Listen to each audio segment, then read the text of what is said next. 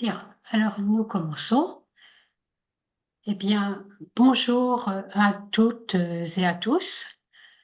Merci d'avoir répondu largement à notre invitation de participer à cette conférence intitulée Rayons et formes. Et merci à Patrice et Frédéric d'avoir relayé l'information. Et merci beaucoup à tous de votre intérêt pour ce sujet. Alors, cette conférence est le résultat d'un travail de synthèse entre trois approches. D'une part, la science des 7 rayons, telle qu'elle est donnée dans les enseignements de la sagesse. Vous savez que les rayons, ils sont présentés en tant que grands canaux d'énergie venant d'une source au-delà de notre système solaire. Ces grands faisceaux d'énergie diffusent leur qualité sur notre planète et sont constructeurs des myriades de formes manifestées. C'est la première approche. Une deuxième approche, c'est celle de la morphopsychologie. La morphopsychologie cherche à faire le lien entre la forme du visage et la dynamique psychique de chaque individu. Cette approche n'est pas du tout récente puisque ses prémices remontent à Hippocrate en l'an 400 avant Jésus-Christ. Et la troisième approche, c'est bien sûr la psychologie contemporaine qui s'intéresse à la vie psychique de l'individu. Alors, ce rapport entre rayon et forme, c'est-à-dire entre la forme apparente et la vie invisible qui anime cette même forme, est un sujet qui me passionne. Et je vais essayer ce soir de vous le partager en espérant que vous aussi serez un peu passionné, que je communiquerai ma passion, tout en sachant que bien sûr c'est un vaste champ d'études qu'il faut continuer à explorer et que je pense que nous n'avons pas du tout fini de l'explorer. C'est d'ailleurs c'est d'ailleurs ce que nous pardon, l'objectif de cette conférence, va être un objectif en 3 points. Devenir sensible à l'énergie créatrice de la forme, qui est voilée par l'apparence. Développer la perception sensible des rayons qui construisent cette forme et l'imprègnent de leur qualité. Et particulièrement chez l'être humain, à partir de l'observation de son visage, développer une compréhension nouvelle de ses atouts et des difficultés à dépasser pour parvenir à son unité intérieure et à une meilleure relation avec son milieu et avec ses semblables. Et ce conseil de regarder au-delà de l'apparence, c'est un conseil que nous donnent les enseignements de la sagesse. Et je vous lis la citation, je ne sais pas si vous pouvez la lire facilement, vous, sur vos écrans. Puis-je insister sur la nécessité qu'il y a pour tous de voir davantage dans le monde de la signification et moins dans le monde de l'apparence. C'est un monde beaucoup plus vrai et moins rempli d'illusions. Lorsque la compréhension se sera développée, lorsque les hommes auront appris à voir au-delà de la surface et qu'ils auront acquis la véritable vision, alors nous verrons apparaître la qualité de l'âme dans toutes les formes et nous assisterons à la diminution relative du pouvoir de la nature formelle. Ce monde de la signification est celui que l'humanité aura le privilège de révéler et dans lequel tous les véritables étudiants de l'ésotérisme doivent s'avancer en pionniers. Voilà, ceci est l'enseignement issu du traité sur les 7 rayons. Et ce conseil, on le retrouve aussi dans la pensée de Ivanov du 28 avril 2013, où il dit tant de petites choses peuvent en cacher de grandes. Pour les découvrir, il ne faut pas s'arrêter seulement sur les formes, mais chercher le principe, l'esprit au-delà des formes, c'est-à-dire apprendre à mieux percevoir ce qu'est l'essence d'un être vivant afin de mieux communiquer avec lui. Vous voyez un cristal, ou une fleur, ou un oiseau, ou un être humain. Demandez-vous quelles sont les puissances invisibles qui ont travaillé sur cette forme. Cherchez l'invisible derrière le visible.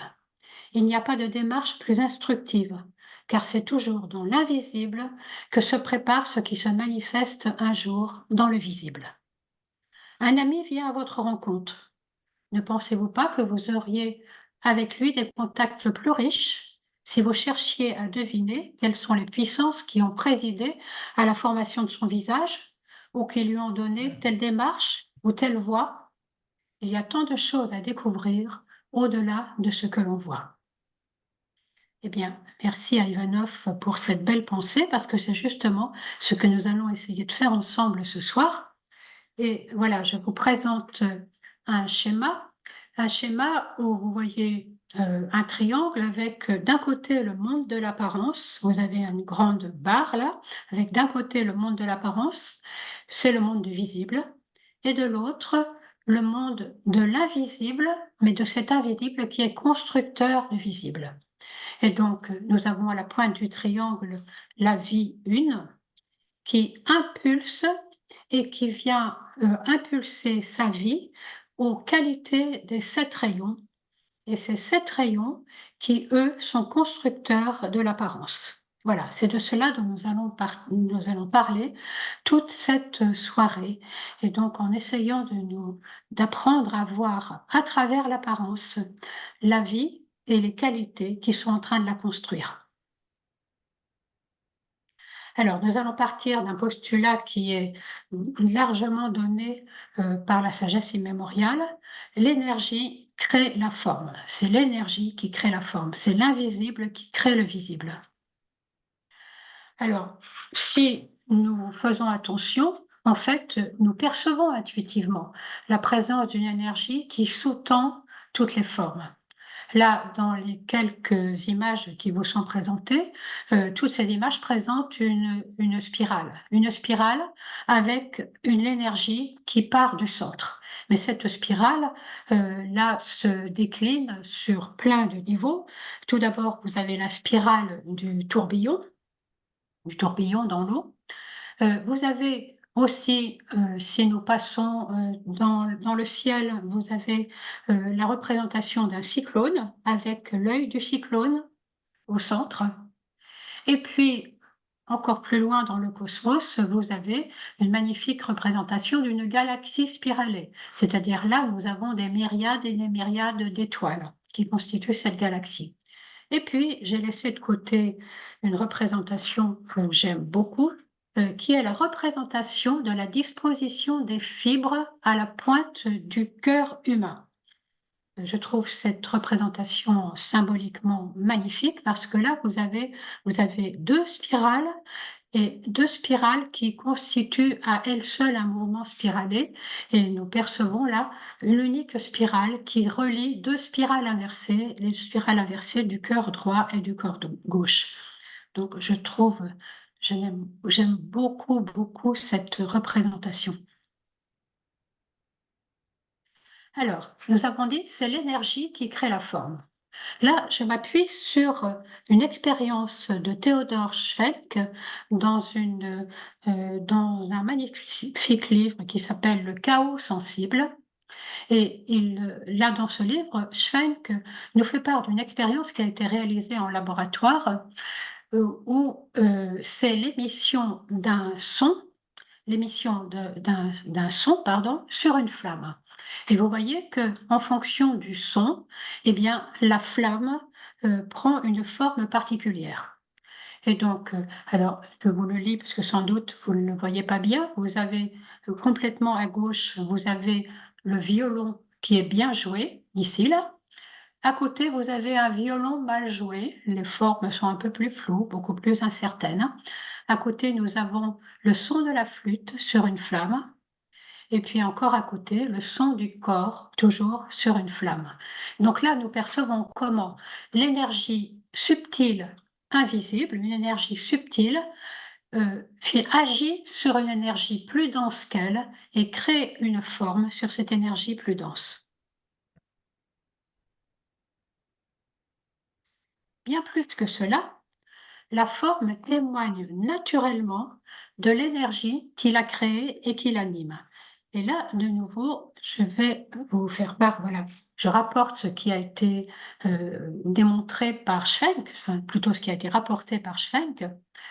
Donc, à nouveau, une expérience où on a projeté de l'eau avec un piston, on projette de l'eau dans de l'eau calme. Et que voyons-nous apparaître? Vous voyez une forme particulière. On voit le piston et puis on voit cette forme-là, plus ou moins précise, plus ou moins complète, et qui représente absolument étrangement avec euh, qui apparaît, qui ressemble, pardon, très étrangement au larynx humain, vu de face et vu de profil. Donc, le larynx humain, c'est ce qui nous permet de parler. Et donc, là, nous voyons comment l'être humain, au fur et à mesure où il s'est exercé à articuler, à parler, eh bien, en fait, il a créé cette forme qui est son larynx, avec vue de face et vue de profil. Et ce que commente Schwenk, c'est lorsque la forme est achevée, le mouvement formateur abandonne son œuvre et il reparaît en tant que fonction que la créature peut dorénavant exercer elle-même. Autrement dit, la forme qui est achevée possède elle-même les propriétés de l'énergie qui l'a construite. Ça, c'est incroyablement intéressant et moi je trouve ça vraiment passionnant et merveilleux. Et d'autres enseignements nous parlent aussi de cet impact de l'esprit dans la matière et comment l'énergie vient modifier la forme. Là, c'est une citation issue du livre de Gita Malas, Dialogue avec l'ange. Un soir, nous avons reçu un enseignement que seul un film pourrait transmettre. C'était à travers le mouvement que l'ange montrait comment l'esprit et la matière s'unissent dans le corps humain. Je ne peux en rapporter que la partie statique, celle qui concerne le visage. Et c'est le petit schéma qui est là, hein, qui est l'illustration de ce livre. Le bas du visage est relié à la matière, dont la nature est sujette à la gravité et dont l'âme est vérité. Le haut est relié à l'esprit, dont la nature est le sourire. L'esprit descend et la bouche est inondée d'un sourire angélique. La matière monte et les yeux reflètent la vérité et la gravité.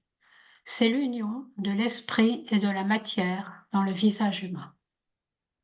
Et pour illustrer cette magnifique citation, je vous ai mis une photo de la sage de l'Inde, Ma Amanda Mai, et vous pouvez noter la beauté et la gravité de son regard et la sérénité de son sourire quand esprit et matière se mélangent.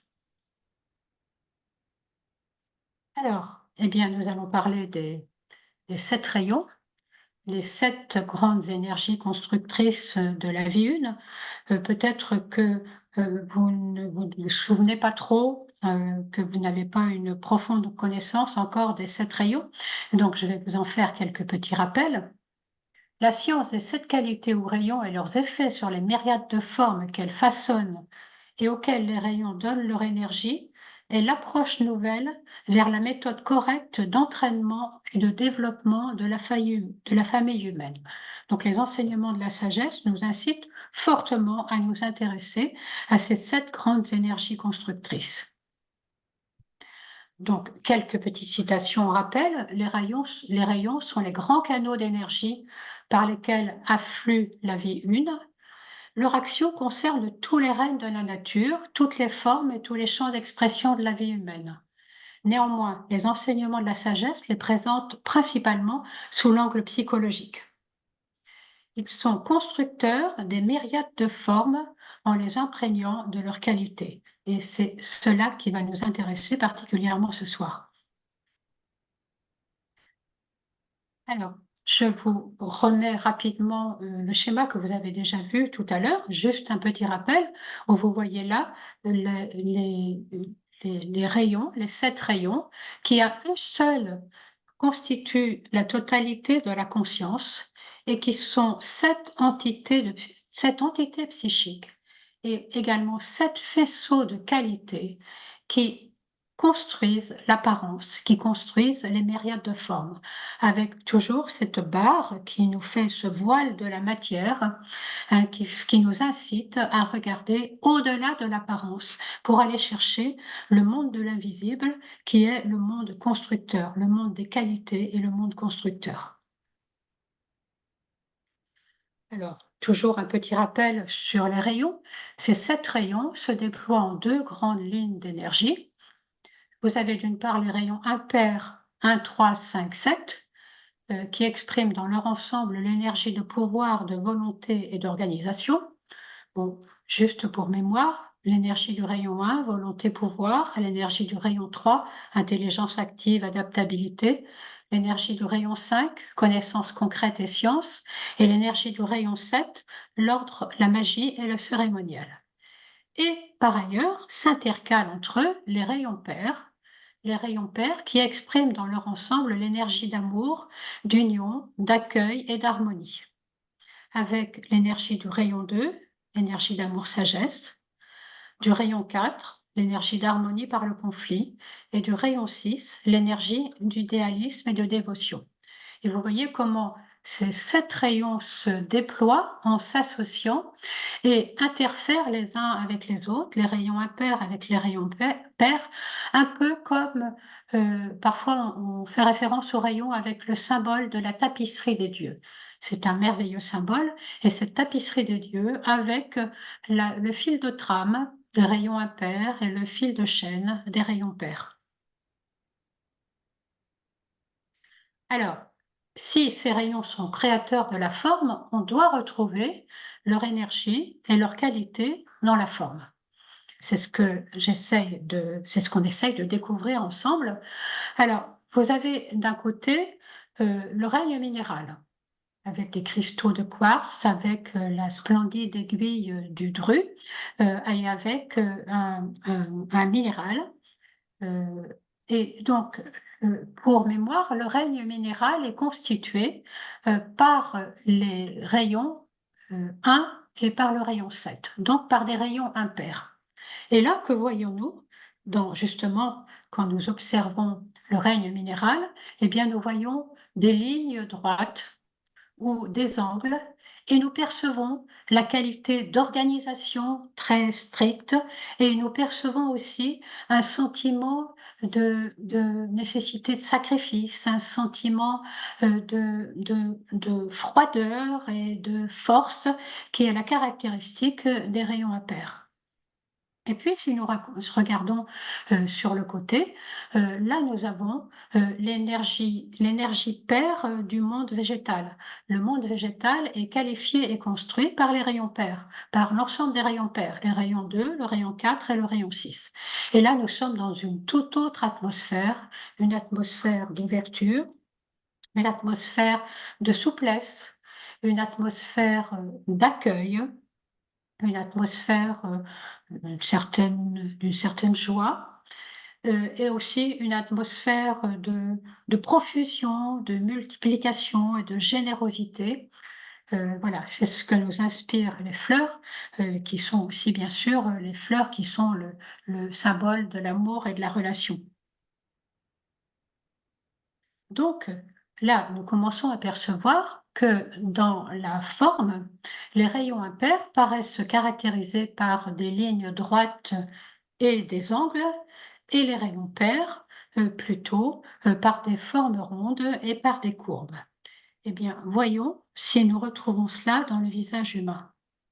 Pardon.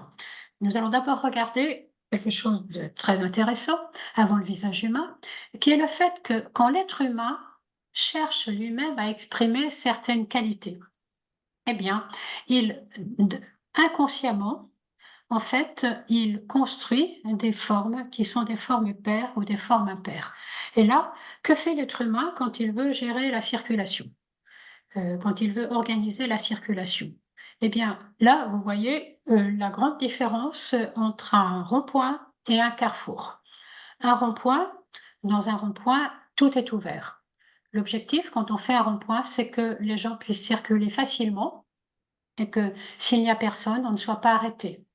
On n'est pas arrêté, on peut circuler, on peut voilà, on pourrait dire, il n'y a pas de stop, mais par contre attention, nous devons faire attention les uns aux autres, hein. C'est-à-dire nous avant de nous engager, nous devons regarder, c'est toujours priorité à l'anneau, n'est-ce pas? Et donc nous devons regarder si quelqu'un vient et cetera.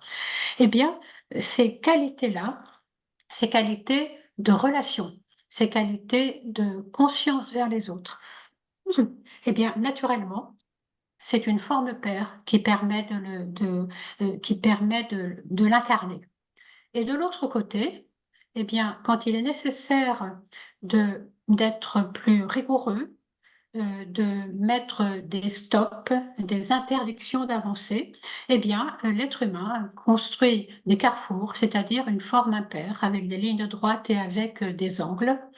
Et donc, quand le feu est rouge, on n'a pas le choix de dire: «Mais s'il y a personne, je vais passer quand même», pas du tout. Quand le feu est rouge, on doit s'arrêter et quand le feu est vert, on ne va pas non plus dire: «Allez, je suis gentil, je laisse passer». Non, il y a également obligation de passer. Et vous voyez aussi, que là, les formes sont plus resserrées. Il n'y a pas l'ouverture, dans la forme en tout cas, il n'y a pas l'ouverture que l'on trouve dans la forme avec, les rayons pairs, avec l'énergie paire.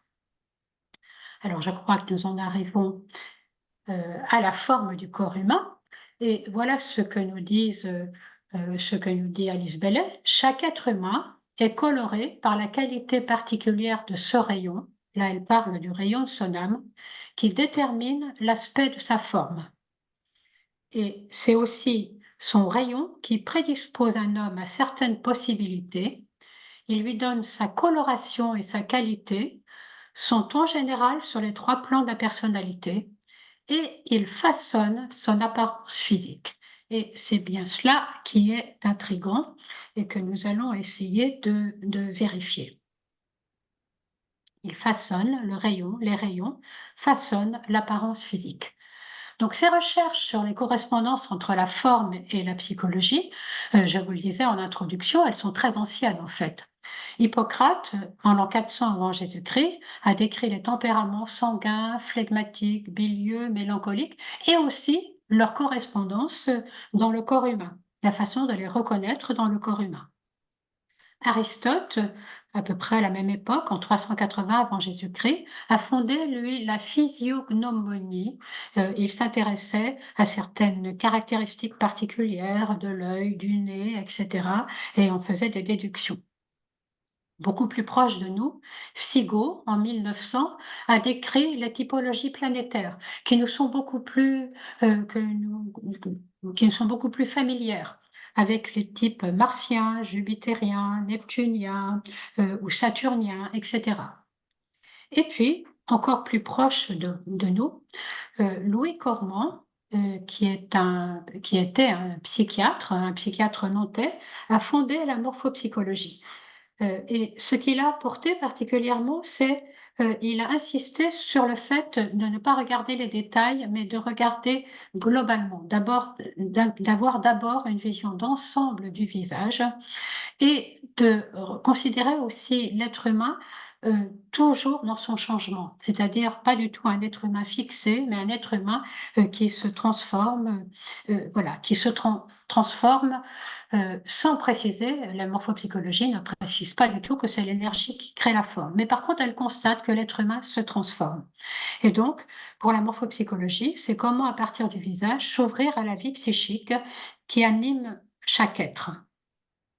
Alors, eh bien, regardons quelques portraits. Est-ce que dans les portraits, nous retrouvons cette énergie impaire et cette énergie paire? Alors, vous avez d'un côté, Virginia Woolf, et là, si vous regardez son visage très allongé, eh bien, vous pouvez voir son visage allongé et vous pouvez voir de part et d'autre de son visage 2 grandes lignes. En fait, quand on observe, une personne, la ce qui va nous permettre de déterminer si cette personne est dominée par l'énergie paire ou dominée par l'énergie impaire, parce qu'il est intéressant de rappeler que nous avons toujours les 2 énergies en nous. Mais par contre, nous avons une énergie qui est dominante et qui peut être dominante à un moment de notre vie ou pendant toute notre vie. Et donc, pour déterminer quelle est l'énergie dominante, bien, nous allons nous dire, voyons, si je pouvais faire la caricature, si je devais faire la caricature de cette personne, est-ce que pour vraiment montrer cette personne, pour vraiment dire: «Oui, c'est bien cette personne-là dont je fais le portrait», est-ce que nous aurions une dominante de ligne impaire et d'angle? Si oui, s'il y a une dominante de ligne impaire et d'angle, cela veut dire que c'est une forme impaire qui est dominante. Et à l'inverse, si nous avons une dominante de courbe ou de rond, cela signifie que c'est l'énergie paire qui est dominante. Et donc, du côté de la ligne paire, je vous ai mis la photo de Amma, qui est caractérisée par sa façon de diffuser l'amour. Et vous voyez cette forme globalement ronde. Et puis, vous avez aussi la photo d'une amie et là, qui est aussi intéressante parce qu'elle est, comment dire? Les formes sont rondes, mais beaucoup plus différenciées que pour Hamas, ce qui veut dire que c'est pas tout à fait les mêmes rayons qui s'expriment. Et là, vous avez chez cette amie, qui s'appelle Anne, chez cette amie, vous avez, une alliance de creux et de bosses, mais toujours dans de la rondeur.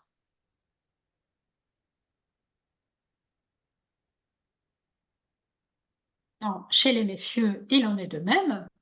Vous avez là un monsieur qui est très, très sérieux et de la même façon, si vous deviez faire sa caricature, nous ferions apparaître 2 grandes lignes droites de part et d'autre de son visage. C'est là le sérieux de l'énergie impaire. Et puis, sur la droite, eh bien, vous avez reconnu la photo de Coluche, de l'humoriste, avec son regard, malicieux. Et puis aussi, voilà, la globalité de ces formes rondes, hein, et de la malice, et aussi parfois un petit peu de tristesse, mais que l'on trouve aussi qui peut aussi caractériser, l'énergie paire quand ça ne va pas tout à fait bien. Continuons. Alors, en fait, l'observation de la forme, permet de faire apparaître 3 grands critères qui sont toujours interdépendants et que nous allons pouvoir mettre sous une forme ternaire et sachant que chacun de ces critères est double. Donc il n'y a pas un seul critère, celui de l'énergie paire et impaire, même si c'est, j'allais dire le critère qui va être le plus subtil de l'énergie la plus subtile. Mais il y a aussi, les critères d'extraversion et d'introversion, que la morphopsychologie appelle dilaté et rétracté, et aussi le critère de dynamisme et de statisme. Donc, étudions un peu plus ces critères. Alors, le critère d'introversion et d'extraversion, heu, les enseignements de la sagesse nous en parlent et ils nous disent que ces critères sont en rapport avec les flux et reflux de l'âme. Voilà ce qui est dit. Certaines âmes cherchent la lumière de l'expérience et donc se tournent vers l'expression physique. D'autres âmes cherchent la lumière de la compréhension et donc se retirent de la sphère de l'activité humaine pour se frayer un chemin intérieur vers la conscience de l'âme. Les psychologues ont été sensibles à ces cycles et ils ont appelé certains types extravertis, ceux qui se tournent vers l'expression physique, et les autres introvertis, ceux qui se tournent vers l'intérieur. Ces cycles correspondent en fait au flux et au reflux dans l'expérience de l'âme. Voilà quelque chose qui est hyper intéressant et qui nous permet de regarder différemment, justement la forme. Et la morphopsychologie, elle parle de dilatation, qui est en fait l'extraversion, et de rétraction pour parler de l'introversion. Alors, que nous dit la forme?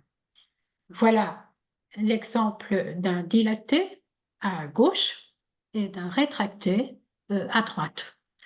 Ce qui est intéressant, c'est que ces 2 messieurs sont tous les 2 chefs d'entreprise. Ils ont tous les 2 une haute fonction de direction. Alors, regardons d'abord le monsieur qui est sur la gauche. Vous voyez, la dilatation En fait, on fait la différence entre la dilatation et la rétraction dans le fait que le dilaté a ce que l'on appelle un cadre solide, autrement dit une structure osseuse solide, solide, puissante. Si vous comparez au monsieur qui est sur la droite, vous voyez la différence dans la structure osseuse, hein. Et donc, si vous regardez à nouveau le monsieur qui est sur la gauche, donc qui est dilaté, si vous essayez de sentir l'énergie qui émane de lui, vous devez sentir comme un mouvement vers l'extérieur, hein, comme un mouvement justement d'extraversion. Voilà, ça, c'est ce qui va caractériser le dilaté. Et donc, on dit que le dilaté, ben, lui, il est chez lui partout, hein, c'est-à-dire naturellement, c'est un peu comme si le monde, l'univers entier était son domaine d'élection. Par contre, il n'en est pas de même pour le rétracté. Et donc là, si nous regardons le monsieur de droite, ce monsieur, il a une structure osseuse beaucoup plus fine. Vous devez percevoir davantage de finesse. Et si vous regardez, si vous essayez de saisir le mouvement de l'énergie, vous avez bien sûr, quand vous regardez en bas dans sa mâchoire, vous avez un mouvement plus vers l'extérieur. Mais si vous regardez ses yeux, vous devez sentir davantage un mouvement de retrait, un mouvement davantage vers l'intérieur. Voilà. Ce monsieur est rétracté, avec une structure osseuse très fine. Et pourtant, tous les deux sont chefs d'entreprise. Mais l'un exerce sa fonction en parcourant le monde, le dilaté, et l'autre exerce sa fonction en ayant soigneusement choisi tous les membres de son comité de direction et il exerce sa fonction dans le secret de son cabinet et de son bureau, et ce sont les membres de la direction qui, eux, vont parcourir le monde. Vaut-il mieux être dilaté que rétracté? Personne ne nous le dira. En tout cas, l'important, c'est que chacun vive ce qui est sa vie. Et il est important de vivre sa vie de dilaté si on est dilaté et l'inverse si on est rétracté. Alors, un autre critère, le critère de dynamisme et de statisme. Ce critère caractérise le mouvement de l'énergie. Alors là, je vous ai mis une illustration tirée d'un livre de morphopsychologie. Alors, vous avez la notion de rétraction latérale et de rétraction frontale. Je ne vais pas vous expliquer pourquoi techniquement ces mots-là, peu importe. L'important, c'est que vous perceviez le mouvement dans ce qui est appelé la rétraction latérale, le mouvement de dynamisme, d'aérodynamisme, hein, qui va dans le sens des flèches, hein.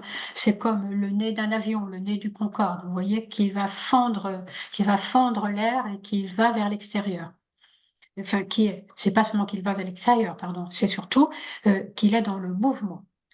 Et au contraire, la rétraction frontale, dans la rétraction frontale, eh bien, on fait face. Là, vous avez le visage qui n'est plus du tout dans l'aérodynamisme, mais au contraire, un visage qui se relève et qui fait front. Le rétracté de front, il fait front par rapport à ce qui lui arrive de l'extérieur. Donc, ce qui veut dire qu'il est dans l'observation, dans l'attente, on pourrait dire, il prédigère dans la réflexion ce qui va arriver vers lui et d'une façon générale, il ne bouge pas. Sa façon de se défendre, c'est de rester sur place. Alors que le rétracté latéral, lui, il va plutôt aller de l'avant pour se défendre. Alors, et quelques, quelques formes, quelques portraits. Là, je crois que vous avez tous reconnu sur la gauche le président français Emmanuel Macron, avec, regardez sa forme aérodynamique, le front penché en arrière, le nez bien projeté et également la mâchoire jusqu'à la mâchoire inférieure qui avance. Voilà. Le président français est nettement un grand rétracté latéral. Et puis, vous avez totalement sur la gauche, vous avez le portrait de Marie Curie. Et là, même si vous ne voyez pas son profil, vous pouvez ressentir que son visage est relevé, que c'est beaucoup plus une énergie de réflexion, je ne suis pas en train de dire que Monsieur Macron ne réfléchit pas, hein, mais pas de la même façon, hein. Mais pour Marie Curie, c'est plutôt une énergie, on sent de la détermination posée, de la patience, de la réflexion, de l'observation, qu'il a certainement fallu à cette grande chercheuse. Et puis au centre, eh bien, peut-être que la morphopsychologie et les rayons vont nous permettre de découvrir un jour le secret de Mona Lisa, je ne sais pas. Mais en tout cas, nous voyons aussi que quand Mona Lisa est rétractée de front, elle est voilà, avec ce visage relevé. Les gens qui sont rétractés de front ne disent pas grand-chose d'eux, hein. Et donc, effectivement, vous avez là le mystère du regard de la Joconde et aussi de l'attente que l'on vienne à elle, ce qu'elle réussit très bien puisqu'effectivement, beaucoup de gens viennent la voir. C'était juste un petit mot d'humour pour saluer Mona Lisa et nous continuons. Alors, et qu'en est-il des rayons? Qu'en est-il des rayons? C'est-à-dire en quoi tout cela nous parle-t-il des rayons? Donc, vous avez sur ce schéma-là, sur le schéma du cône et de la pyramide, vous avez le cône rouge avec les rayons qui représentent les rayons 2, 4 et 6, et puis la pyramide qui représente les rayons 1, 3, 5 et 7. Et donc, ce schéma représente l'articulation entre les deux avec le rayon 4 qui fait le pont entre les trois au-dessus et les trois en dessous. Ce qui est intéressant là, c'est de voir que dans la ligne impaire, c'est le rayon 1 qui est le plus dynamique, le plus abstrait, mais aussi le plus dynamique, et c'est à l'opposé le rayon 7, celui qui se confronte à l'énergie et à la résistance de la matière, qui lui est le plus statique, on pourrait dire le plus lent, alors que le rayon 1 est très rapide.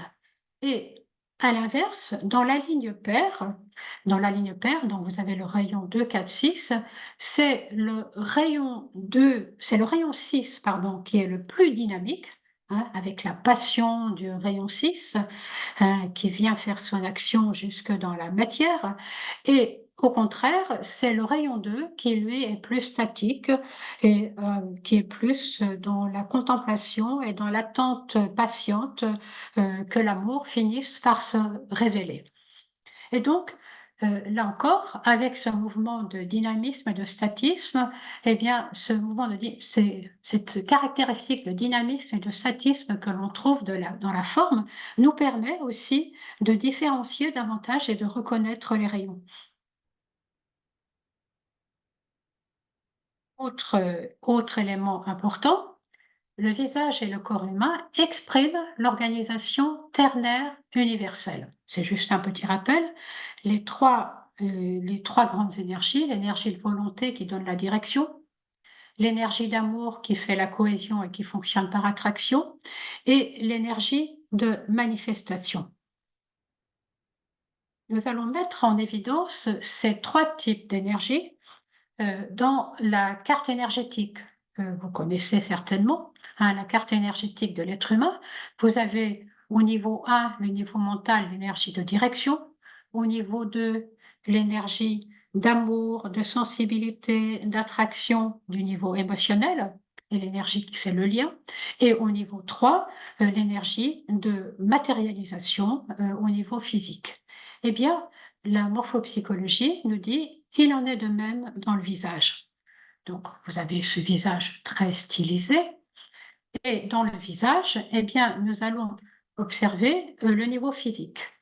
Le niveau physique, pardon, nous allons observer, voilà, la mâchoire avec la bouche qui est l'émetteur-récepteur d'un étage que l'on appelle l'étage instinctif.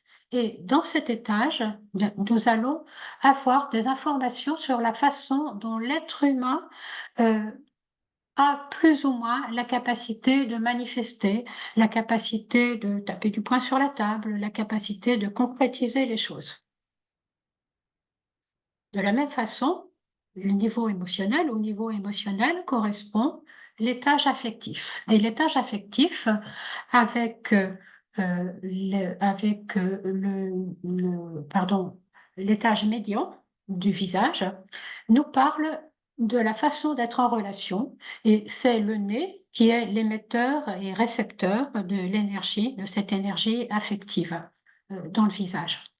Et puis, vous avez l'énergie mentale avec l'étage cérébral qui nous parle de la de la fonction pensée.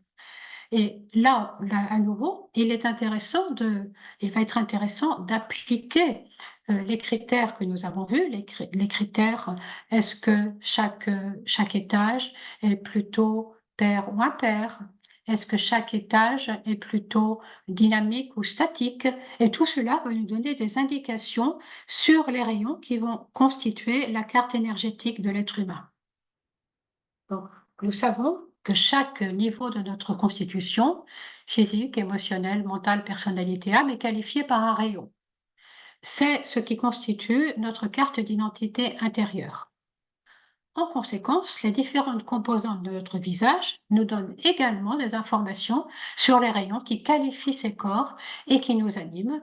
Et justement, en observant leur dilatation ou rétraction, chaque étage peut être soit dilaté ou soit rétracté, soit pair ou impair, soit en dynamique ou statique.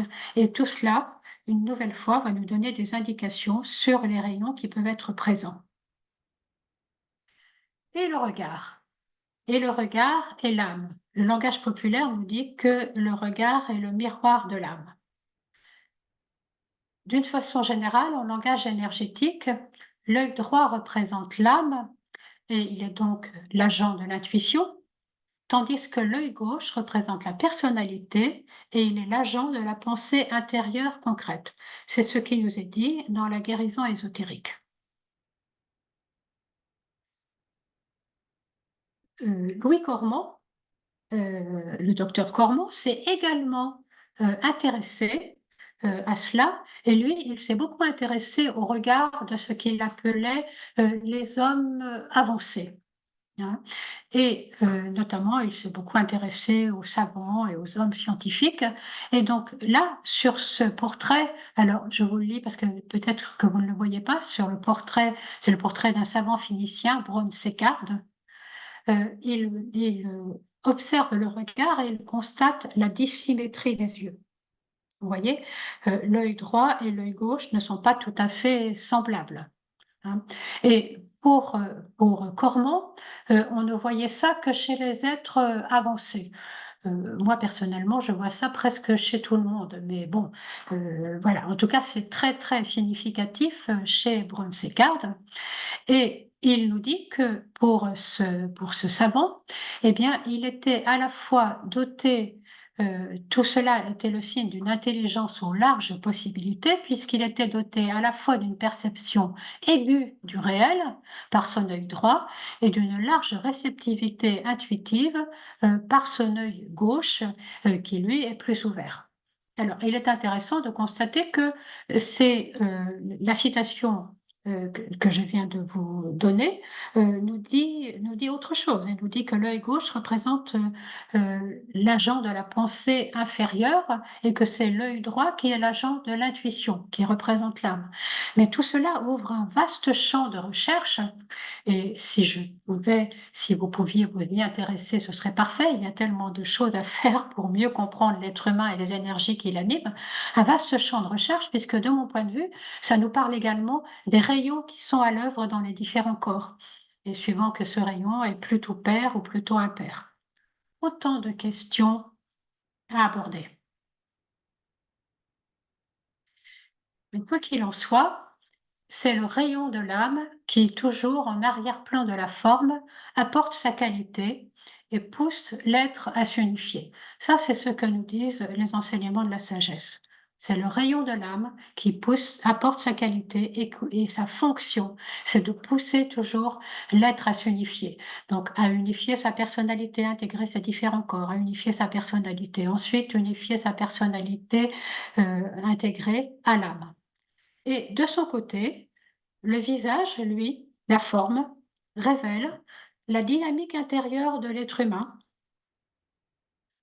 les relations entre les différents corps, suivant que l'énergie circule plus ou moins bien entre eux, et les difficultés rencontrées pour faire l'unité intérieure et construire une relation juste avec l'extérieur. Je vous en apporte un exemple pour que ça ne reste pas trop abstrait. Vous avez ici Rainer Maria Rilke, qui est un grand écrivain et poète autrichien, qui est surtout connu d'ailleurs pour ses talents de poète. Et avec la citation, une seule chose est nécessaire, la solitude, la grande solitude intérieure. Aller en soi-même rencontrer pendant 2 heures, des heures. Ah, excusez-moi, mon écran est caché. Pendant des heures, personne. C'est à cela qu'il faut parvenir. Être seul comme l'enfant est seul. Donc, vous voyez là, Rilke qui nous parle de sa solitude aussi, de sa nostalgie peut-être d'enfant. Et que voyons-nous dans son visage? Donc, je vais vous le décrire rapidement. Ce qui doit certainement vous marquer, c'est l'importance de son étage cérébral, l'importance de son front.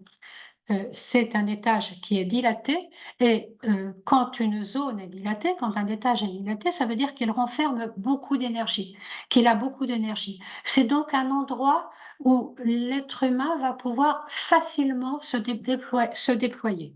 C'est pour lui la ligne de moindre résistance, hein. C'est là où tout va être beaucoup plus facile. Par contre, si on regarde sa mâchoire, vous percevez que sa mâchoire est fine et sa mâchoire, son menton est légèrement en retrait. Si vous vous souvenez de la photo de Monsieur Macron avec la mâchoire qui avance, là c'est exactement l'inverse, hein. Sa mâchoire est en retrait, ce qui veut dire qu'il va avoir du mal à s'affirmer, il va avoir du mal à, comment dire, à imposer concrètement son idée. Il va devoir forcer, pour manifester des choses ou concrétiser des choses.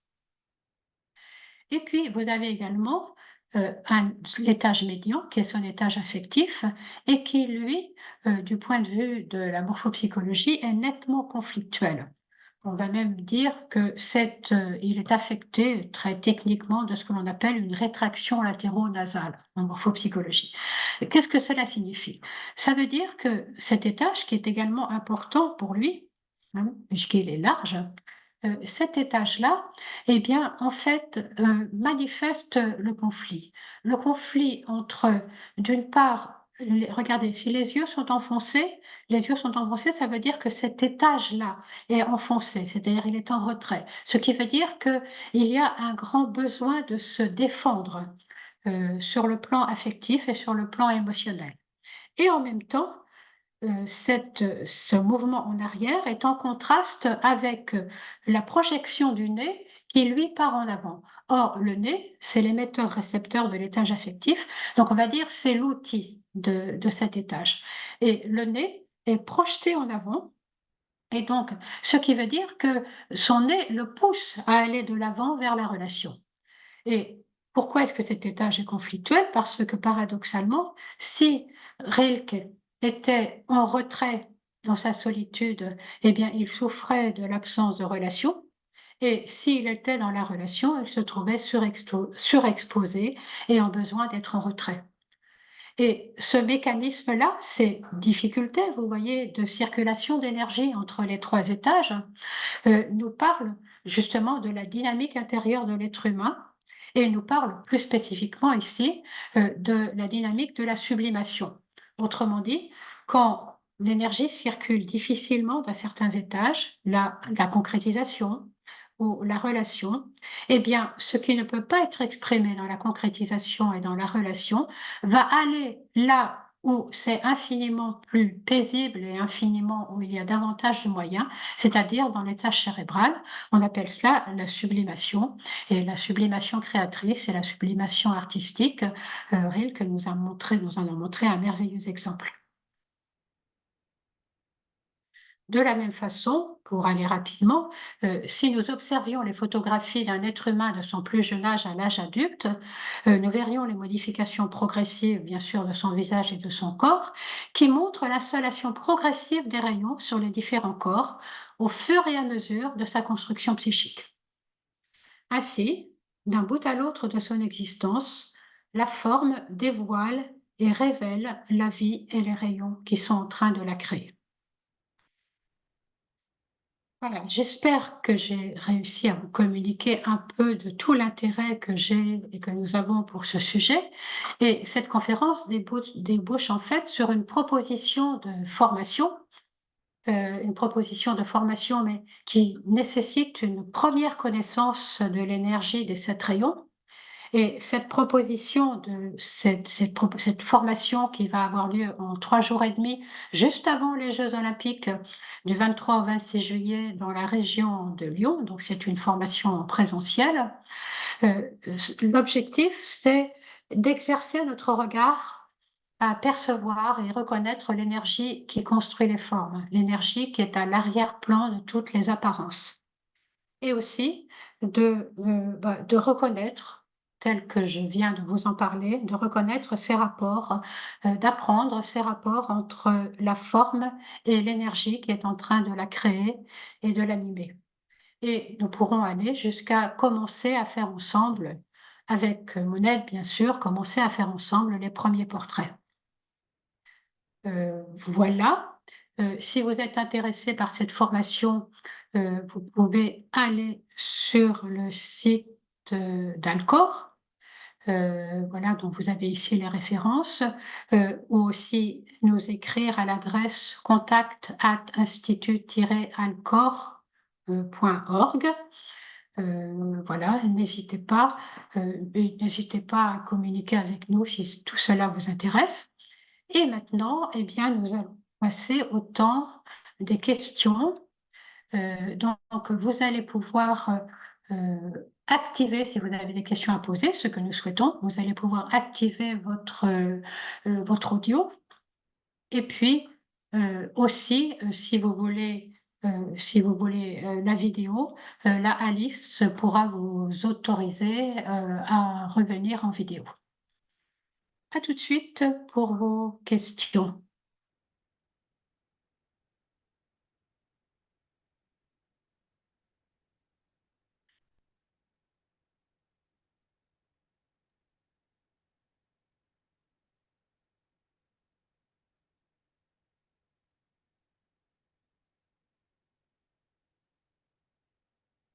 Bonjour, vous êtes très silencieux. Est-ce que je vous ai endormi? Françoise. Bonjour, bonsoir Marie-Agnès. Bonsoir Françoise. Tu veux mettre ta vidéo qu'on voit ta tête? Oui, si vous voulez. Je vais attendre. Où est-ce qu'elle est là? Merci pour cette conférence intéressante. Une question me turlupinait pendant toute la présentation. C'était le lien avec la génétique. Parce qu'on a des fois des parents fort longilines ou plutôt ronds. Et quand on voit les enfants d'une famille, il y a quand même aussi, en dehors de leur propre personnalité, il y a une influence de la génétique. Alors, alors ça, c'est un vaste débat qui pourrait faire l'objet d'une autre conférence. C'est-à-dire, la génétique, c'est la biologie, hein. Mais notre âme, en tant qu'âme, quand notre âme décide de s'incarner, eh bien, en fait, elle va effectivement être attirée par des parents qui vont lui permettre de manifester au mieux ce qu'elle a à manifester. Mais par contre, nous n'héritons pas des caractères de nos parents, nous héritons de leur forme, certes, hein. Nous avons, des grandes ressemblances avec nos parents. Nous héritons de leur forme, mais nous n'héritons pas de leur caractère, nous héritons de notre propre caractère.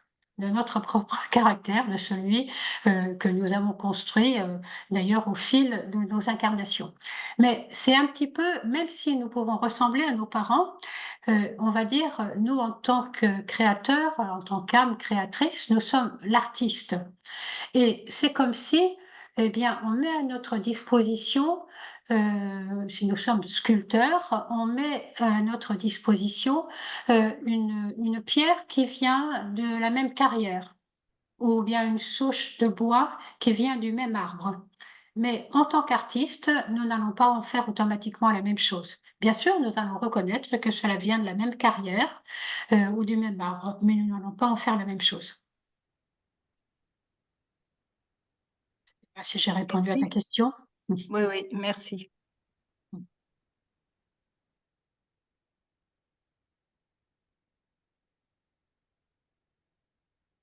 Est-ce qu'il y a d'autres questions?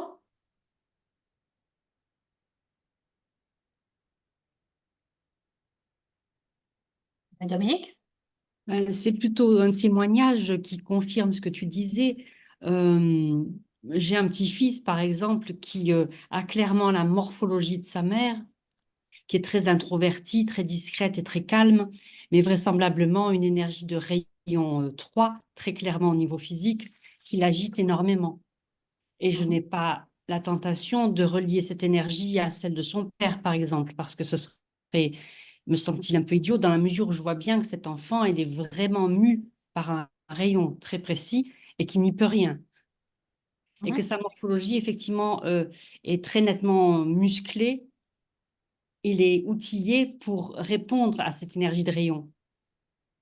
Il a des muscles, il a beaucoup de muscles, en fait, il est musclé, il a comment dirais-je, une souplesse extraordinaire. Enfin, tout concourt à lui permettre d'exprimer ce rayon.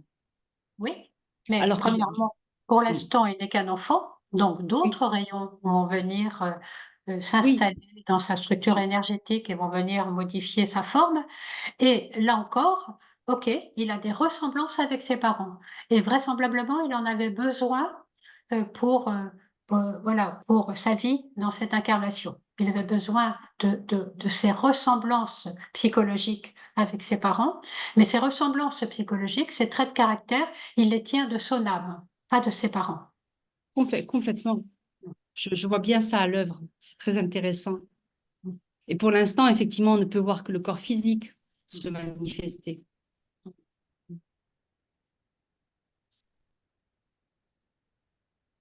Bon, autre question? On a dans la conversation 2 personnes qui ont mis des questions par écrit. Oui. Il y a d'abord une question pratique. Véronique demande, n'étant pas disponible pour les dates prévues, est-ce que vous proposez d'autres dates? Alors là, ce sera avec plaisir s'il y a suffisamment d'inscrits pour d'autres dates. Hein. Disons que pour que cette formation ait lieu, il nous faudrait 10 personnes. Entre 8, oui, un minimum de 10 personnes. Et donc, s'il y a s'il y a d'autres demandes pour d'autres dates, ce sera possible de l'organiser. Et donc là, il est important de mettre l'adresse sur notre site, de mettre notre demande et votre adresse mail sur notre site, hein, de façon à ce que nous puissions le noter et revenir vers vous. Et puis l'autre question est plus sur le fond. Charlotte Ledoux demande, merci beaucoup pour cette approche extrêmement intéressante. Question, peut-on faire des liens avec les concepts de la géométrie sacrée ou le symbolisme spirituel avec ses énergies des rayons? Alors, il y a certainement beaucoup de liens à faire. Par exemple, moi, voilà, je fais ce genre de formation depuis beaucoup de temps déjà, et j'aime dans les groupes de formation, il y a aussi des gens, qui font, de la numérologie créative, d'autres qui font, de l'astrologie. Et donc, en fait, quand nous faisons ensuite un portrait, l'idée, c'est un échange et de faire le portrait, ce qu'on appelle les portraits vivants de quelqu'un. Puisque là, je vais vous donner des exemples de personnages. Mais ensuite, l'objectif, c'est bien sûr de faire nos propres portraits et de s'entraîner globalement. Quand nous faisons un portrait, il est intéressant de voir que toutes ces approches symboliques, en fait, se croisent.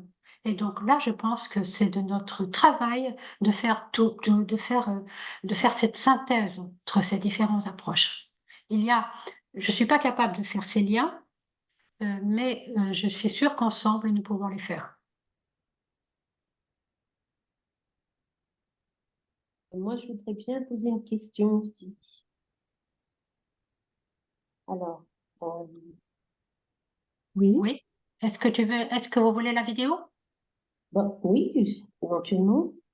Est-ce que tu peux lui donner la possibilité de la vidéo, Alice? c'est C'est un sacré. Pâquerette fort. J'ai vu que Dominique s'est mise toute seule dans la vidéo, peut-être. Ah oui, Pâquerette, je crois que vous pouvez activer votre vidéo toute seule, oui, je crois. Non, je ne peux pas démarrer parce que l'animateur l'a arrêté.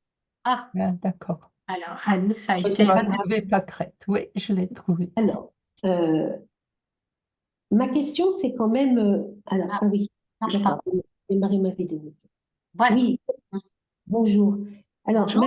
ma question, c'est que je n'arrive pas à faire le lien tout à fait avec la carte des rayons. Si j'ai compris votre intervention, vous dites qu'il y a des choses de l'enfance à l'âge adulte qui vont faire apparaître d'autres rayons. Et j'avais cru comprendre, moi, par rapport à la carte des rayons, en fait, ben, on avait un rayon personnalité, un rayon d'âme, un rayon physique, etc. Et du coup, je n'arrive pas à faire le lien avec ce que vous avez dit sur le fait qu'apparaissaient au cours de la vie différents types de rayons. Voilà. Oui. Alors, bien sûr, vous avez complètement raison. Ce que j'ai voulu dire, c'est que à l'enfance, on ne peut pas voir le rayon de la personnalité, par exemple. Dans l'enfance, on va voir le rayon du corps physique, puis à l'adolescence, on va beaucoup voir le rayon du corps émotionnel. Ensuite, on va voir aussi chez le jeune adulte la formation on voit son front qui se différencie et là, on a des indications sur le rayon de son corps mental et ensuite, vers 35-40 ans, j'allais dire si tout se passe bien, il y a intégration de la personnalité. Voilà, c'est cela que je voulais dire D'accord. et qui fait que effectivement, le visage se transforme de la même façon que le caractère se transforme au fur et à mesure de l'impact des différents rayons qui construisent les différents corps. Les différents corps, d'accord. Merci. J'ai compris.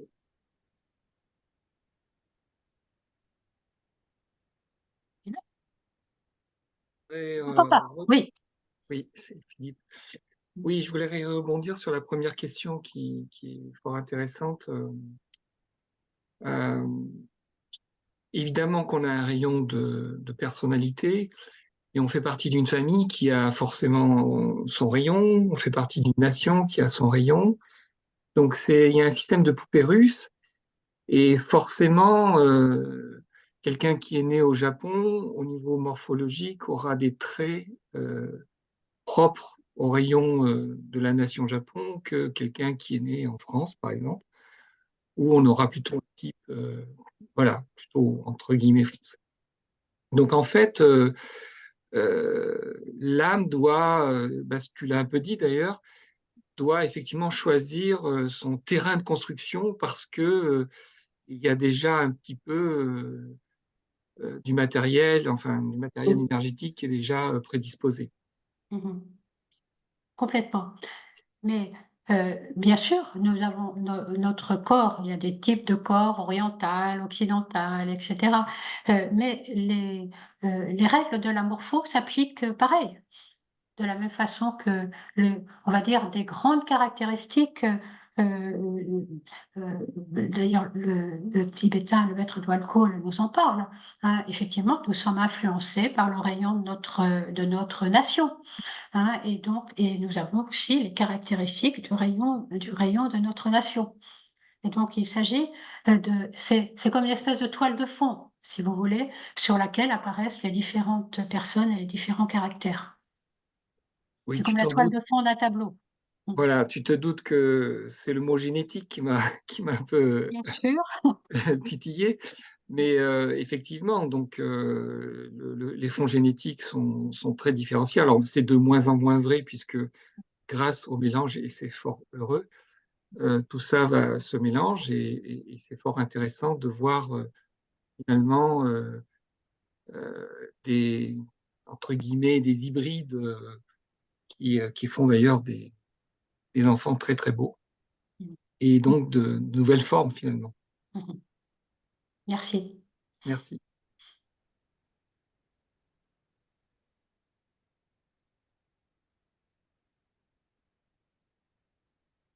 Encore des questions?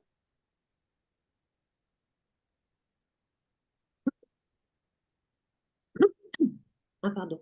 J'ai pas- Des questions sur le chat? Non? Non, sur le chat, il n'y a plus de questions. Mhm.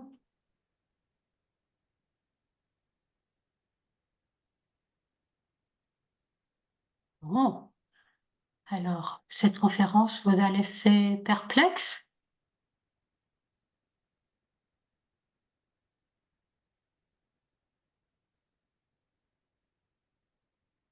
Apparemment, oui. Donner beaucoup de sujets à réflexion, je dirais.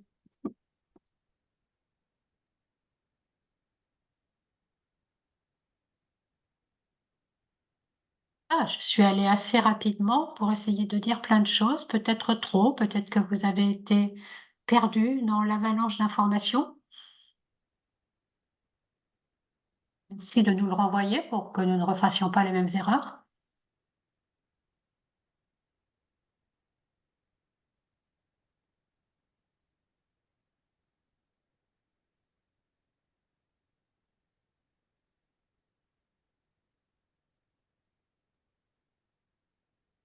Bon.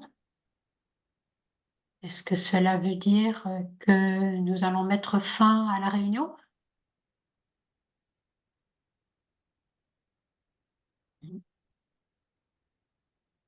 Ah, il y a un message, 2 messages dans le chat. Dans l'exercice que vous avez évoqué, vous avez identifié un conflit en quelque sorte. Pouvez-vous développer? Ce conflit est-il à résoudre? Comment cela se passe s'il est résolu? Puis j'ai des commentaires. Merci, c'était très intéressant. Et aussi un merci, c'était très clair. Merci. Alors, pour la question, c'est quand j'ai parlé de Rilke, de ce conflit, de ce alors, on ne peut faire que enfin, comment dire? L'objectif d'un être humain, l'objectif de l'âme de tout être humain, c'est de faire l'unité. Donc l'objectif d'un être humain, c'est de faire l'unité, en lui-même. Mais de toute façon, la caractéristique d'un être humain, c'est aussi, d'avoir, comment dire? Des conflits intérieurs qui lui permettent d'ailleurs d'avancer, hein. Donc tous nos conflits intérieurs, s'ils ne sont pas des gros clivages, ils vont nous permettre au contraire, d'avancer petit à petit, de les résoudre. Mais comme l'être humain qui avance d'un pas sur l'autre, de déséquilibre en déséquilibre. Ah, mais c'est ce qui constitue son équilibre. Mais chez Rilke, je vous ai montré le processus qui est un processus bien connu en psychologie, qui est le processus de sublimation. C'est-à-dire, qu'est-ce qui se passe quand finalement on n'arrive pas pour plein de raisons, qui peuvent être des raisons karmiques ou des raisons, enfin voilà, qui sont des raisons inhérentes à notre caractère, des choses que nous n'arrivons pas à faire. Quand nous n'arrivons pas à faire quelque chose, eh bien, en fait, nous pouvons élever cette énergie dans un sens créateur. Et là, c'est ce qu'a fait Rilke en étant créateur en matière artistique. C'est le processus de la sublimation. Mais d'une façon générale, l'objectif est toujours de favoriser le plus possible une meilleure circulation entre les étages. hein. Et donc, ça implique, pour quelqu'un qui a du mal à s'affirmer, eh bien, de reconnaître qu'est-ce qui bloque, qu'est-ce qui l'empêche de s'affirmer, hein. Et souvent, l'information vient d'un autre étage, d'un autre corps. Hein, ça peut être, je n'arrive pas à m'affirmer parce que, sur le plan émotionnel, j'ai du mal, j'ai peur de ne pas être aimée, par exemple, hein. Et donc là, nous avons les conflits entre rayons. Si je m'affirme, si j'affirme mon pouvoir, si j'affirme mon idée, oh là là, j'ai très, très peur que ceux à qui je m'adresse ne m'aiment pas et donc je préfère ne pas m'affirmer. Et tout cela, montre que finalement, le travail à faire, c'est, accepter aussi que l'on ne peut pas être aimé par tout le monde, notamment, hein. Et donc, prendre le risque, de s'affirmer, qui ne veut pas dire, ça ne veut pas dire s'affirmer par la violence, ça veut dire prendre le risque de dire ce que l'on pense. Voilà, tout cela, il y a plein de choses qui caractérisent chaque individu et effectivement, qui nous permettent de nous interroger dans ce qu'on appelle la circulation d'énergie entre les étages. Et donc entre les étages du visage et donc entre les différents corps. N'oublions pas que l'objectif de l'âme, c'est le plus possible de permettre l'intégration de différents corps et d'accéder à un certain niveau d'unité.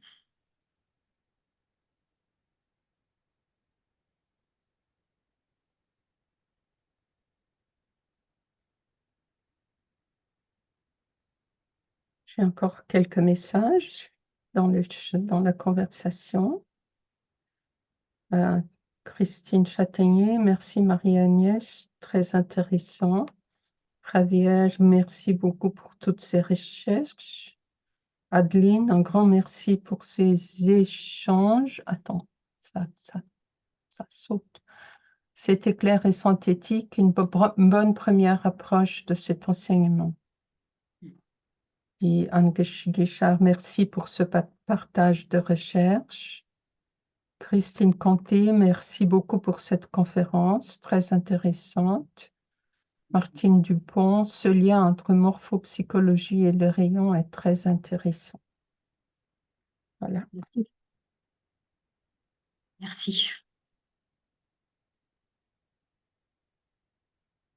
Bien. Oui, c'est Philippe à nouveau. Est-ce que tu pourrais dire, Marie-Agnès, que finalement le visage est une sorte de résumé, de reflet de la distribution des énergies au niveau du corps, d'un côté, en venant du bas, et du haut, une sorte de synthèse des énergies des trois corps, physique, astral et mental?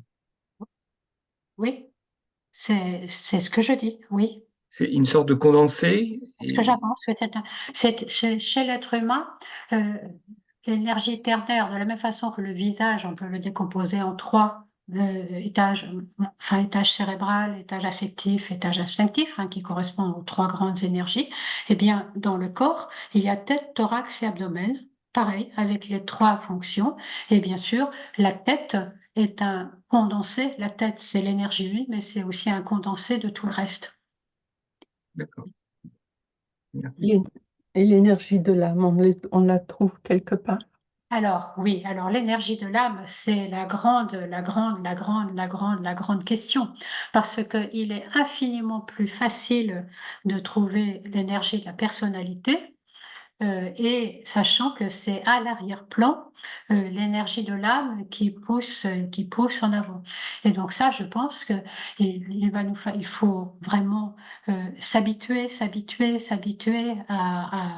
et aussi l'interroger, la détecter et l'interroger et de mon point de vue, elle va se manifester particulièrement dans le regard. Mm. C'est particulièrement dans le regard qui est, Cormand disait: «Le regard, c'est la synthèse de l'état de conscience», mais ça renvoie aussi à ce que dit l'enseignement de la sagesse et de mon point de vue, c'est particulièrement dans la lumière du regard, que nous avons des indications sur cette énergie qui unifie la personnalité. Et qui, en fait, parfois je me dis, mais elle doit nous boucher la vue. Et c'est sûr, elle nous bouche la vue. Enfin, c'est une énergie qui est là, qui transpire de partout, qui respire de partout, mais il faut vraiment apprendre à la regarder, la questionner, l'invoquer pour la reconnaître. Par moment, pour moi personnellement, par moment, ça m'apparaît, et à d'autres, je me dis, bah non, ça c'est la personnalité, mais je ne suis pas. Voilà, on perçoit quand la différence de conscience quand l'âme est présente, mais de là à trouver quel est le rayon, à partir de la forme, ça c'est autre chose. Mais par contre, que l'âme unifie, ça oui, ça c'est clair, c'est bien ce qui apparaît. Là, je vois quelqu'un qui s'appelle Nicole qui pose une question. Oui, vous dites que pour faire la formation, il faut avoir une connaissance avancée des rayons. Qu'entendez-vous par une connaissance avancée? Alors, je ne sais pas s'il est possible d'avoir une connaissance avancée des rayons, parce que de mon point de vue, il faut plusieurs incarnations déjà pour bien connaître les rayons. Mais disons une première connaissance des rayons. Donc là, la plupart d'entre vous avaient peut-être travaillé avec Patrice et Frédéric sur l'enseignement des rayons. D'autres avaient travaillé avec Christine sur l'enseignement des rayons.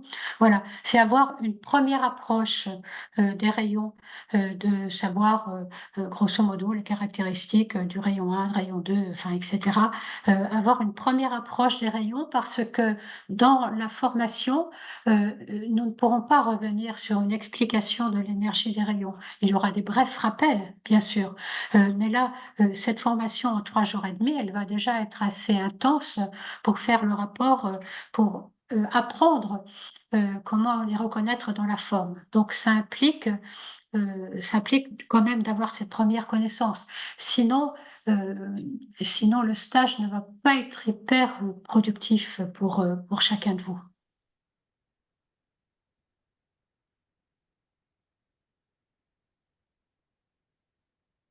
Si vous n'avez pas cette première connaissance des rayons, eh bien, allez voir vos enseignants favoris et demandez-leur. Sachant que nous aussi, à Alcor, nous faisons une première formation sur les rayons. Mais vous avez aussi vos enseignements habituels, voilà, avec qui peut-être vous avez déjà un peu travaillé sur ça. Voilà, il y a encore quelques questions. Attendez.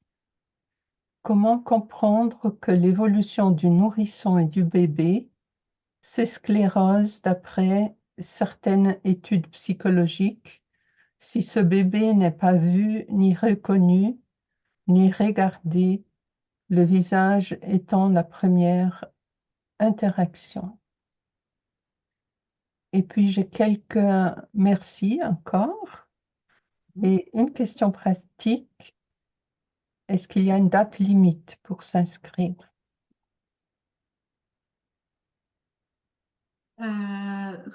C'est aussi pour réserver le lieu, disons 1 mois avant. Dernière extrême limite, 1 mois avant.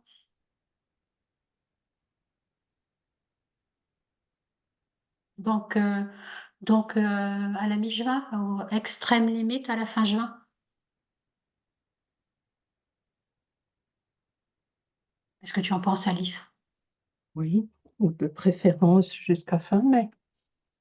Oui, de préférence avant, pour que Ouais. nous ayons quand même une petite idée pour l'organisation.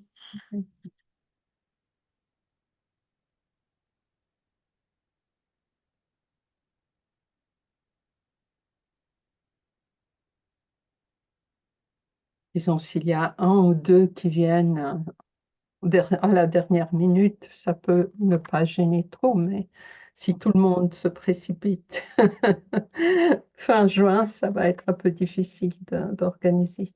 Donc, le mieux, le plus tôt, le mieux.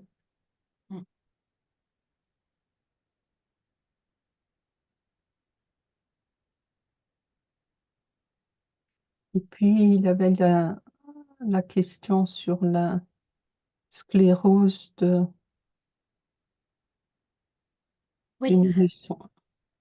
sur le fait que le nourrisson, si le nourrisson n'est pas regardé, mais c'est aussi si on ne lui parle pas.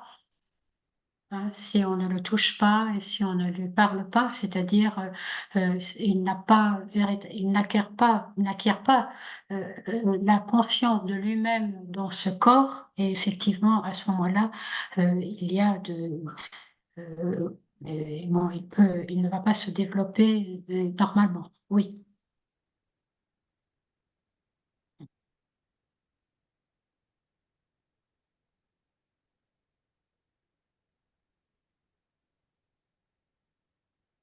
Bien.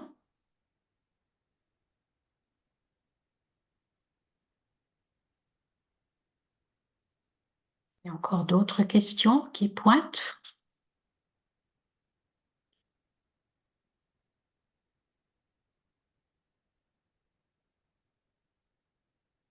Il y a encore des merci, un merci supplémentaire, Marie-Agnès, de la part de Jérôme. Oui, merci Jérôme.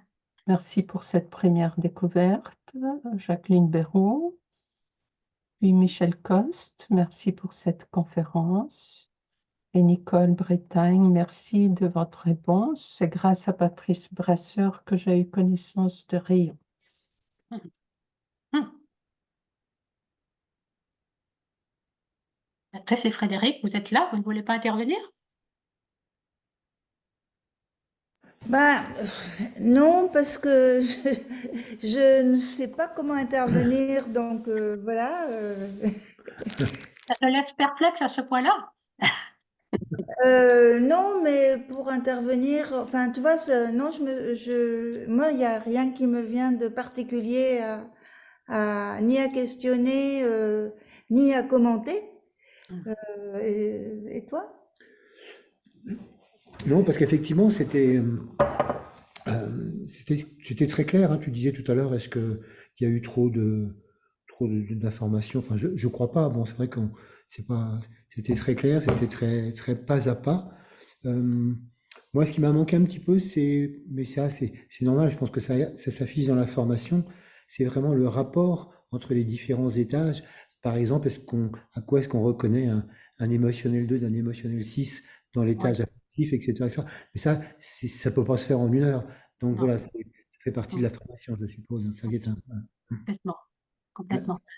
Et à quoi est-ce qu'on reconnaît un corps mental de rayon 4, de rayon 1, Voilà, exactement, oui. Ouais. ou de rayon 5? Oui, Voilà. mais ça se fait dans la formation. Ah oui, forcément. Ouais.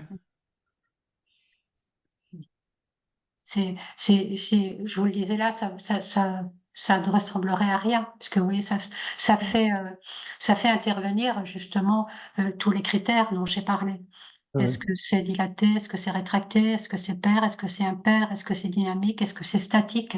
Ce sont toujours tous ces critères-là qui interfèrent. Mhm. Et puis comment on est polarisé? Est-ce qu'on est polarisé? Enfin, tu vois, même s'il y a des gens qui restent constamment polarisés émotionnellement et qui sont jamais polarisés mentalement. Enfin, il y a Oui. tout ça, mais tu vois, ça fait plein de choses. Bon, que c'est pas là que les questions se posent. Donc, c'est dans le cadre de la formation, c'est en étudiant au cas par cas que là, justement, et moi, mon désir, c'est bien sûr de faire partager ce que, voilà, ce que j'ai développé, ce que j'ai développé avec mes groupes, parce que je pense que c'est important pour faire avancer la compréhension de l'énergie dans la forme et du monde de la signification par rapport au monde de l'apparence. Mais c'est en fait en travaillant ensemble à partir des portraits individuels et aussi ensuite, ça va être les portraits individuels de chacun. Pas le premier stage, on ne pourra pas passer tout le monde, mais si ensuite, s'il y a la possibilité de continuer sous forme éventuellement de recherche, c'est avec ce que j'appelle des portraits vivants, des gens qui veulent nous servir, qui veulent bien nous servir de modèle, c'est de réfléchir avec eux, de réfléchir ensemble sur tout ça. Mm. Mm. il y a une question peut-être qui pourrait aussi se poser, puisque c'est vrai que dans la forme générale, on voit bien, c'est vrai que la différence entre une âme 2 et une âme 3, par exemple, mais du point de vue de la personnalité, qu'est-ce qui, dans le visage, sur quoi tu te bases essentiellement pour voir la personnalité?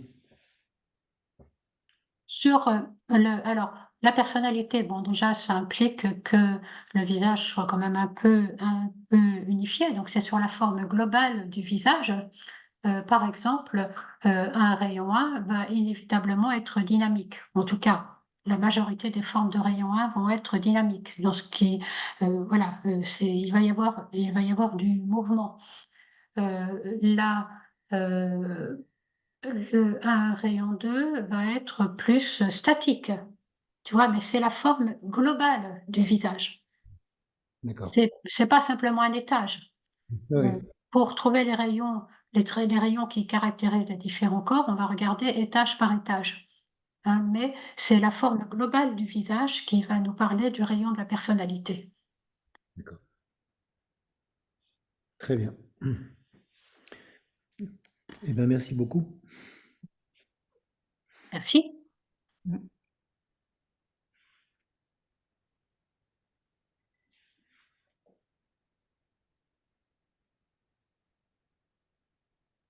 Puis Patrice Dufournet a écrit: merci pour ce travail et à bientôt pour explorer, approfondir et expérimenter. Merci. Oui, Patrice, d'ailleurs, je crois que Patrice, tu nous as déjà envoyé une inscription, toi, hein?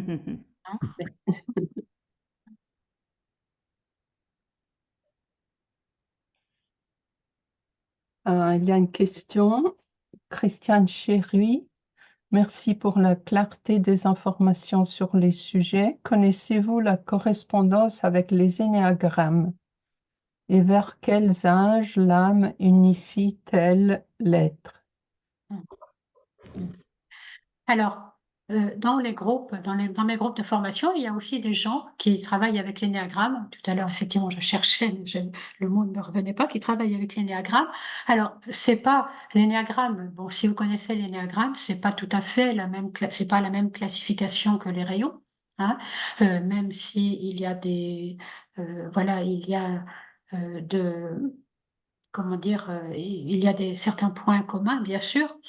Mais les gens qui connaissent bien l'énéagramme, eh bien, disons, ils peuvent aussi me dire, bah, en énéagramme, tel type, je ne sais pas si c'est des types en énéagramme ou voilà, effectivement, va être plutôt comme ça, comme ça. C'est-à-dire là, c'est le fait de comprendre le rapport entre l'énergie et la forme qui fait que eux vont aussi se reconnaître et pouvoir faire ce travail à partir de leur connaissance en énéagramme.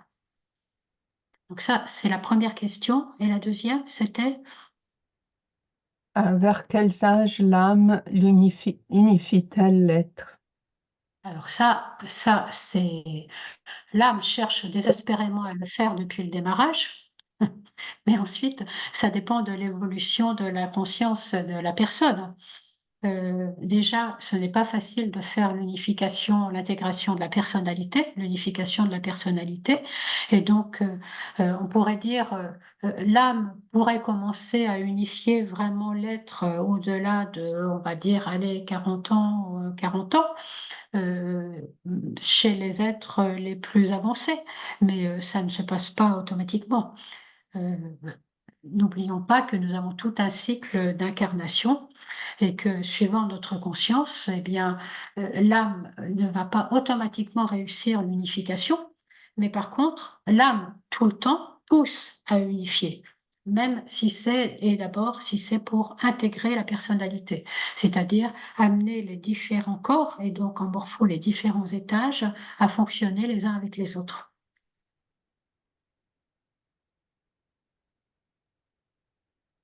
Il y a une différence entre le mouvement qui est tout le temps là, le mouvement d'unification, et la réussite du mouvement. Et ça, c'est une autre grande et belle étape.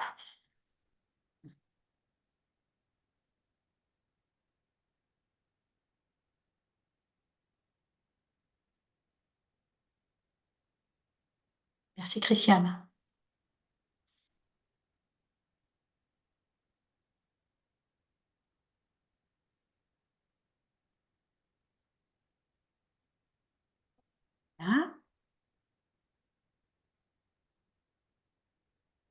Alors, est-ce que nous allons nous dire au revoir là? Il n'y a pas d'autres questions? Merci beaucoup de votre intérêt pour le sujet. Merci, Matt. Merci beaucoup. Merci Patrice, merci Frédéric. Merci, Alice aussi. De rien. Alors, à la question que je viens de voir apparaître, Renaud un replay, oui, c'est enregistré. Donc ce sera mis sur notre site. Allez, La chaîne YouTube, on va le mettre sur la chaîne YouTube et probablement avec un lien vers la chaîne sur le site. Ouais. Ah, il y a une question là encore. Quel rapport entre la beauté exprimée par le visage ou le corps? C'était un peu l'idée que j'avais aussi, la beauté aussi, la beauté idéale exprimée dans l'art. Est-ce que c'est ça l'unification des 3 étages? c'est-à-dire, la beauté, c'est le propre de l'âme. Et donc, ça n'a rien à voir avec l'apparence. L'apparence peut être carrément moche, mais toute personne qui réalise son unité, elle est belle de l'intérieur et elle apparaît belle inévitablement de l'extérieur. Hein, la beauté vient véritablement la beauté, elle est à l'arrière-plan de la forme, mais quand l'âme illumine la forme, n'importe quelle forme est belle. Hein, et la beauté vient effectivement de l'unité, de l'unification.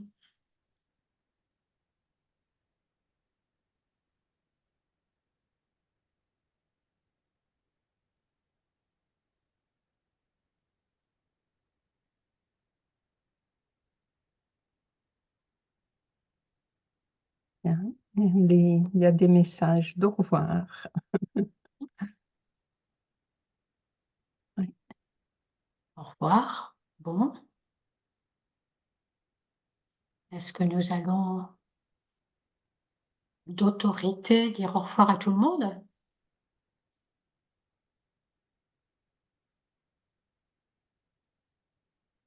Bien, alors nous allons clore cette conférence. Moi, je vous propose juste un tout petit temps d'intériorisation pour remercier les seigneurs des rayons et leur demander de continuer à se faire connaître à travers toute la forme et à révéler leur beauté et leur qualité dans toutes les formes, et aussi de remercier l'âme, notre âme et l'âme du monde de tout son travail d'unification. Juste un petit temps d'intériorisation et puis nous allons clore, nous allons dire au revoir à tout le monde.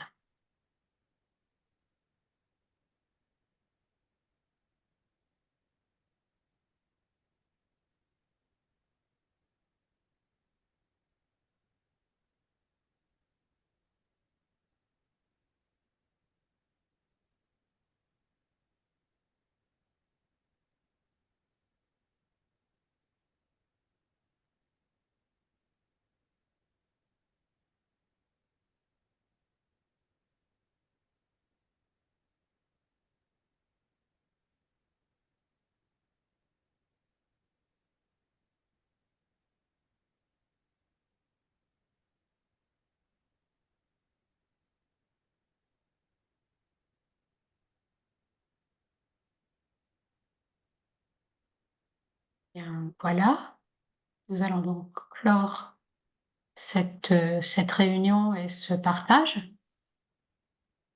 Merci beaucoup pour votre présence, pour